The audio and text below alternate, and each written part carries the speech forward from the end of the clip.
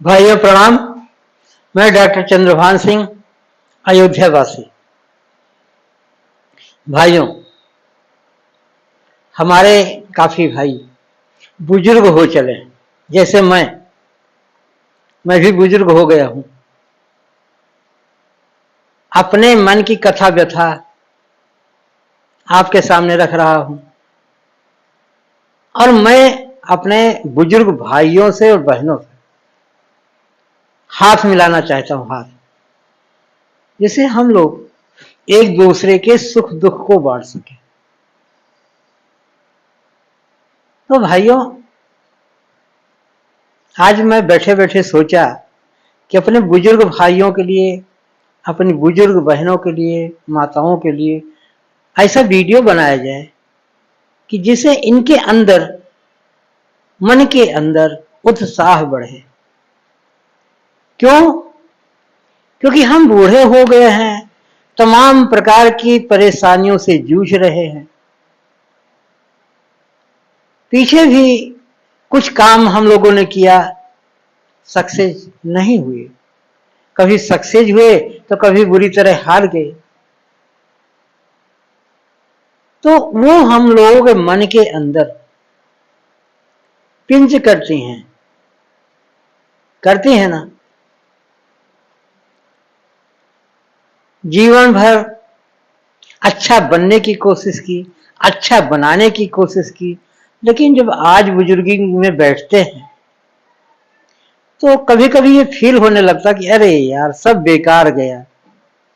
जो कुछ जीवन में अच्छा किया वो अच्छा ही नहीं हुआ। आज हमारे काफी भाई बहन, मैं चारों तरफ देखता हूं, अपने ही बच्चों से परेशान हैं।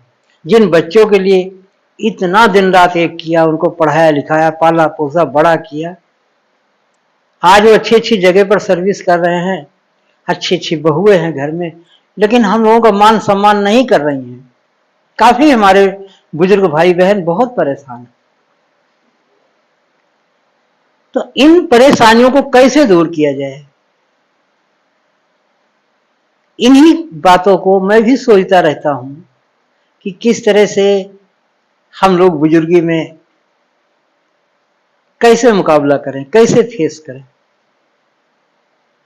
तो हम अपने भाइयों से बहनों से कहना चाहता हूं कि मैंने शांत कुंज आश्रम से, जो कि हरिद्वार में है, बहुत अच्छा आश्रम है, वहां से मैंने कुछ ट्रेनिंग ली है। खान पान, रहन सहन, आचार विचार, योगा, ध्यान, और अपने घर पर भी मैं करता हूं और अपने जीवन में मैं अप्लाई करता हूं। क्या? कि हमारा खान पान सुधरे, रहन सहन सुधरे, आचार विचार सुधरे। तो अगर हम इन चीजों को कुछ अपने अंदर सुधार लेते हैं तो हमारा जो बुढ़ापा है थोड़ा से अच्छे से कटने वाला है। तो मैंने जो अपने जीवन में जीने की कोशिश की है और जी रहा हूं, अच्छे से जीने की कोशिश करता हूं और अच्छे से जी रहा हूं। तो जो कुछ हमने ट्रेनिंग लिया है और जो कुछ पीछे जीवन का अनुभव है, क्योंकि मैं भी 64 साल का हो गया हूं, तो पीछे बहुत दुख सुख उठाए, बहुत परेशानियां झेली। दुख सुख उठाना, परेशानियों को झेलना भी एक बहुत बड़ी सीख का कारण बनती है। अगर हमारे लोगों के जीवन में अगर परेशानियां ना आई होती तो शायद हम लोग समझदार न बनते। बुजुर्ग का मतलब है एक समझदार बन जाना, धीर गंभीर हो जाना। लोग कहते हैं ना, अरे भाई सयाना बन रहा है, तो सयाने तो अब हुए हैं ना, 60 साल के बाद। इसके पहले तो बच्चे थे, वह लोग तरह कमाने खाने में लग गए, बाल बच्चों को पालने पोसने में लग गए और तरह तरह की समाज की व्यवस्थाओं में लग गए, तो उसमें समय निकलता गया। लेकिन ये मैं कभी कभी ये फील करता हूं, महसूस करता हूं कि ये जो 60 साल के बाद का समय है, ये परमात्मा ने हमें बोनस लाइफ दिया हुआ है। बोनस लाइफ ये क्या है? ये है कि परमात्मा ने हमें समय बहुत कुछ दिया, कमाने के लिए दिया, खाने के लिए दिया, मौज मस्ती करने के लिए दिया। भाई हर तरह की सुविधाएं मिली। ये देन तो परमात्मा की ही है। कहीं ना कहीं ये लगता है हमको भी कि ठीक है, प्रयत्न हमने किया, मेहनत हमने की, लेकिन सहयोग तो परमात्मा का ही रहा। तो वो भी उनकी बहुत बड़ी कृपा थी। और आज जब हम बुजुर्ग हो गए हैं, एक गंभीर विषय है, सोचने की बात है, तो हमें ये कोशिश करनी है कि हम निगेटिविटी में ना चले जाएं। उस परमात्मा ने हमें ये बुढ़ापे का समय दिया है अपने आप को जनाने के लिए। तो हमारा ये कर्तव्य बनता है, हमें प्रयास करना चाहिए कि हम उस परम पिता परमात्मा का ध्यान करें, उसके चरणों में ध्यान लगाए। हमेशा मन हमारा उसके चरणों में होना चाहिए। अब इसे रामायण में लिखा है, मैंने चौपाई याद है मुझे, कि सन्मुख हुई जीव मोहि जबहि, जन्म कोटि अघना सम तबहि। गोस्वामी जी ने लिखा है कि ठीक है, सारी उम्र जैसे भी निकल गई तैसे भी निकल गई, लेकिन जैसे ही परमात्मा कहते हैं इस चौपाई के माध्यम से कि जैसे ही कोई भी प्राणी हमारे सन्मुख हो जाता है, यानी हमारी भक्ति में आ जाता है, तो मैं उसके सारे पापों को नष्ट करता हूं, नष्ट कर देता हूं। जन्म कोटि अघनासों तो वही, करोड़ों पाप उसके जीवन की, कितना भी पापी हो, उसको मैं पवित्र कर देता हूं। तो भाइयों,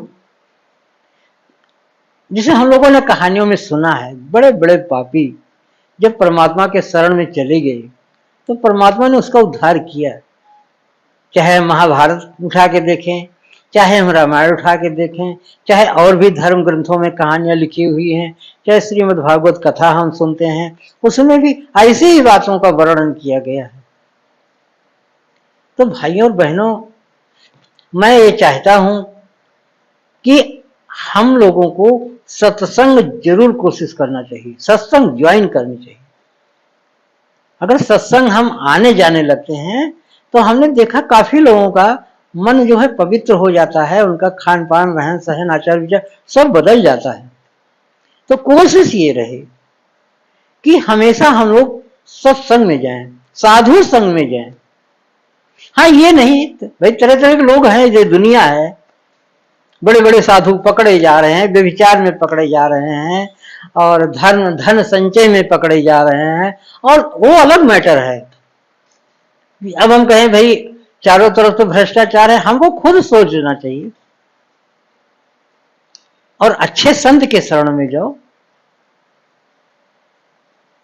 पानी पिए छान के, गुरु करे जान के, ऐसा कहा गया है। तो ये विवेक परमात्मा ने जो दिया है, हमें सत्संग लाइन में भी इस विवेक का उपयोग करना है। सत्संग जाना ही चाहिए। सच्चे संत का साथ आदमी को सच्चा व्यक्ति बनाता है, सच्चा संत बनाता है। मैं अपनी बात करता हूं, हालांकि परमात्मा बड़ी कृपा रही, मैं शुरू से ही भगवान के चरण शरण में रहा, बचपन से ही, जब मैं बहुत छोटा था तभी से, ये उनकी बड़ी कृपा रही। और उसके बाद ऐसे ऐसे संयोग बनते गए, हम संतों के शरण में रहे। तो हम भाई पूर्ण संत तो कोई नहीं बन पाया, मैं भी नहीं बना, मैं तो ये नहीं कह सकता कि मैं साधु हूं, लेकिन नहीं, अपने जीवन में हमने संतों के आचरण को अपनाया, और आज तक मुझे ये संतुष्टि जरूर मिलती है कि हमारा जो आचरण रहा है अपने आप में संतुष्टि देने वाला रहा है। बाकी ये तो भाई कहते, मनुष्य जो है गलतियों का पुतला है, तो गलतियां तो सबसे होती हैं।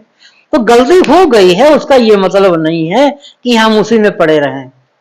उस गलती को जान करके, समझ करके अपने आप से भुला करके हमें आगे बढ़ने की जरूरत है, आगे बढ़ने की जरूरत है, अच्छे बनने की जरूरत है। जो पीछे हो गई सो हो गई, बीत गई सो बीत गई, तकदीर की शिकवा कौन करे, कौन करे, कब तक करे, कहां तक करे। जो बीत गई भूल जाओ। बहुत बातें हो गई हैं हमारे आपके जीवन में, अगर उनको नहीं भूलेंगे तो घुट घुट कर जीते रहेंगे। तो घुट घुट कर जीना भी कोई जीना है क्या? नहीं ना। भाइयों बहनों, ये वीडियो लास्ट तक देखना, आपके मन में एक उत्साह जागृत हो जाएगा, एक भक्ति जागृत हो जाएगी, आपके जीवन की जो दिनचर्या है वो अच्छी हो जाएगी।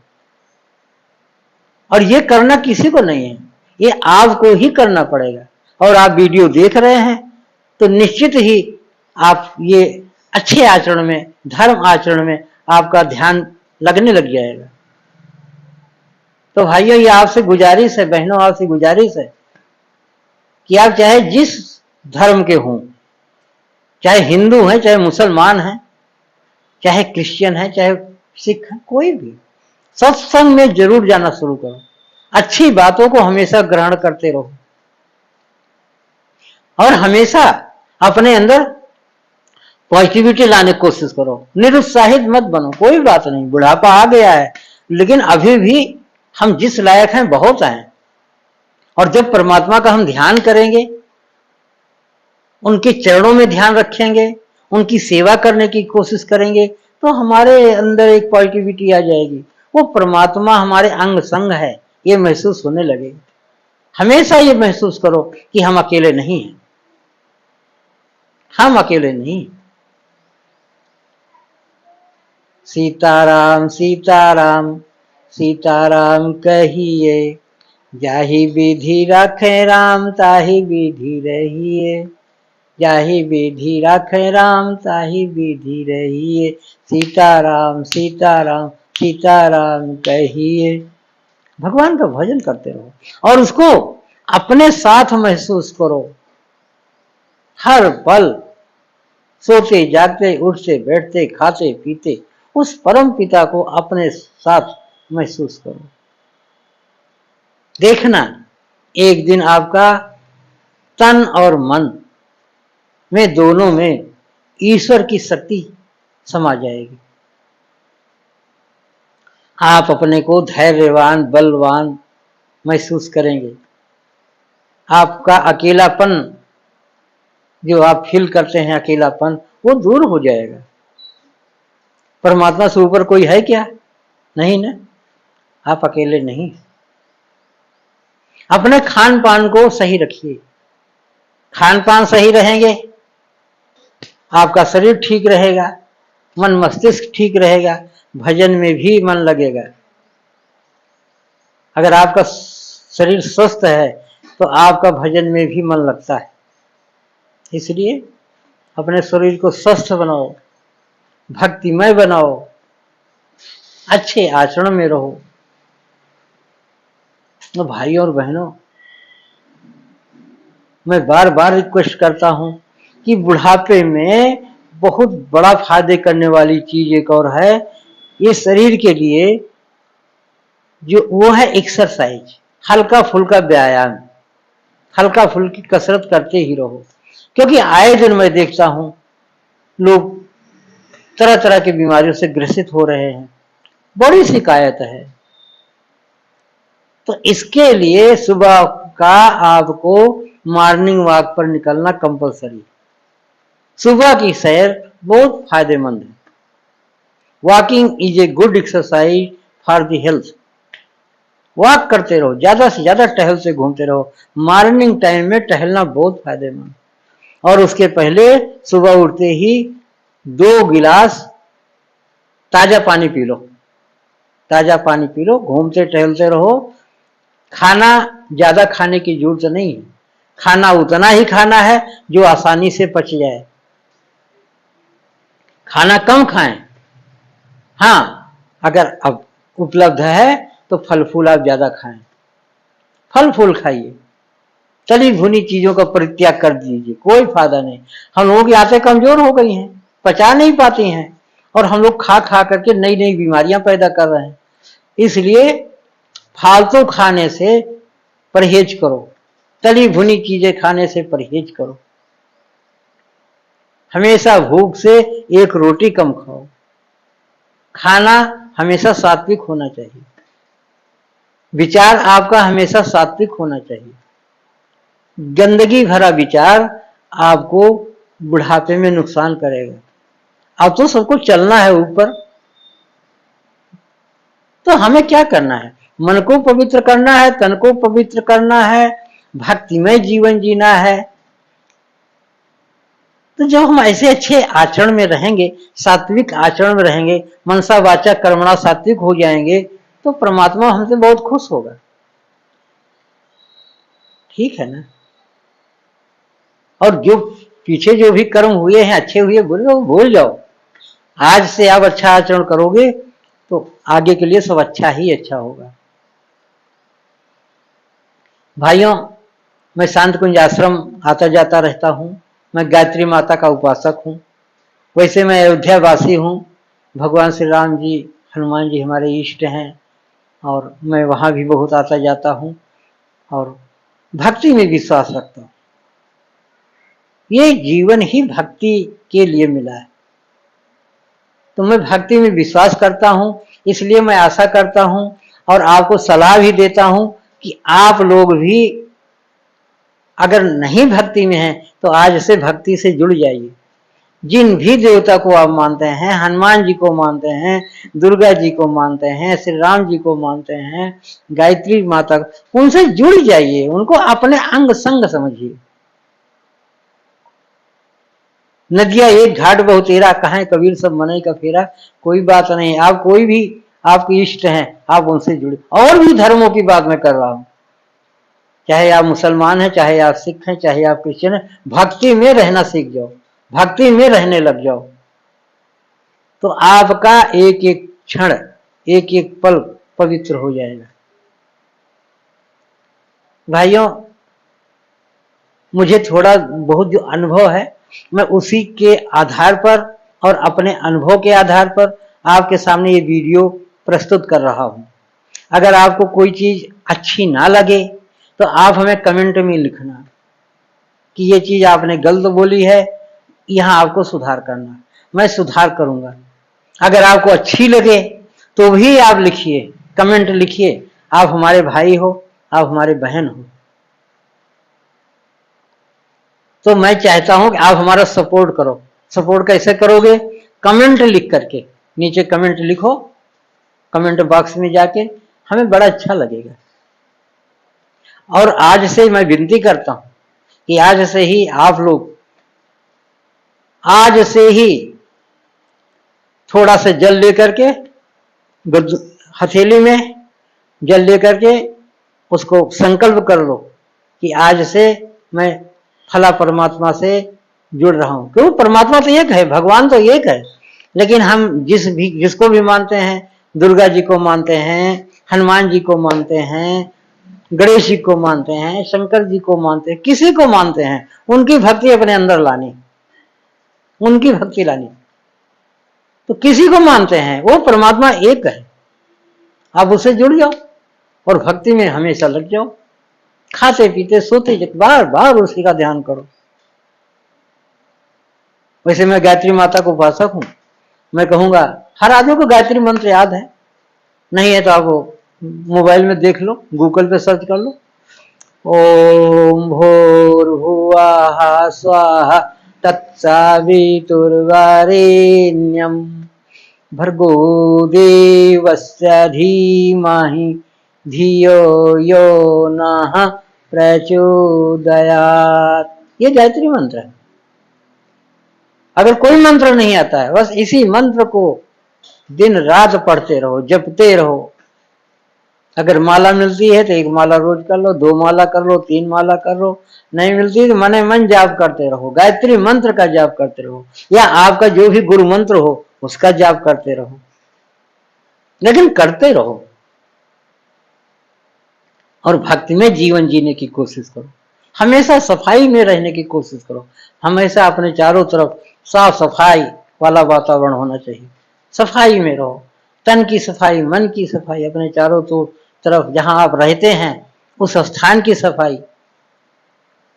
सफाई भी बहुत जरूरी, क्योंकि हम कोई भी काम करते हैं उसके साथ कई चीजें जुड़ती हैं ना, तो सफाई पर विशेष ध्यान देना है। तन की सफाई पर देना है, मन की भी सफाई पर देना है। मन के अंदर जितने भी दूषित भाव हैं, कलुषित भाव हैं, गंदे विचार हैं, निकाल फेंको। फालतू कोई टेंशन है, कोई परेशानी है, निकाल फेंको, कोई फायदा नहीं। अब तो सब बीत गया है, किसके लिए टेंशन करना है, किसके लिए टेंशन करना है। भगवान की भक्ति में रहो, वो सब दूर कर देंगे, सब सही कर देंगे। सब उन्हीं के हाथों में है, सब उन्हीं के हाथों में है। जा पर कृपा राम की होई, ता पर कृपा करें सब कोई। भगवान की भक्ति है, सब ठीक हो जाएगा। अपने मन मस्तिष्क को ऊंचा रखो, अपने विचारों को ऊंचा रखो, देखो कैसा चमत्कार होता है। तो भाइयों, मैं बहुत आशा करता हूं आपसे, बहुत आशा करता हूं कि आपने ये वीडियो देखा है तो आज से ही सुधार करोगे। हाँ, एक और हाथ जोड़ के विनती है, नशा छोड़ दो। कोई भी नशा है, जीवन भर किया, अब बुढ़ापे में मत करो, छोड़ दो, संकल्प कर लो, क्योंकि शरीर वैसे ही हम लोगों का कमजोर हो गया है। अब नशा पत्ती करके तो बड़े बड़े नौजवानों को हमने देखा है कि उनका शरीर हिल जाता है, हम लोग तो बुजुर्ग हो चुके हैं। इसलिए जो भी नशा है वो आज से ही उठा के फेंक दो। बीड़ी पी रहे हैं, दारू पी रहे हैं, गांजा पी रहे हैं, कोई भी नशा, उसको फेंक दो। नशा करके शरीर को कमजोर करने का क्या फायदा है। मैं बार बार कह रहा हूं, मन वचन और कर्म से शुद्ध और पवित्र होने की कोशिश करनी है। अगर ये वीडियो देख रहे हैं तो आप संकल्प करिए कि आज से हम इन सब दूषित विचारों को, दूषित खान पान को, दूषित जो व्यसन है, दूषित नशे वाली चीजें, सबको छोड़ दो। अगर छोड़ दोगे तो आपका जीवन धन्य होगा, आपका जीवन धन्य हो जाएगा और हमारा वीडियो बनाना भी धन्य हो जाएगा। हमें बड़ी खुशी होगी कि हमारे भाई लोग सुधर रहे हैं। तो भाइयों, बहुत बहुत धन्यवाद। आप वीडियो लाइक करिए, शेयर करिए, सब्सक्राइब कर लीजिए और हमें कमेंट जरूर लिखिए, मैं बार बार रिक्वेस्ट कर रहा हूं। तो भाइयों, इसी आशा के साथ मैं आप लोगों से विदा लेता हूं, फिर किसी वीडियो मिलेंगे। जय जय श्री सीताराम।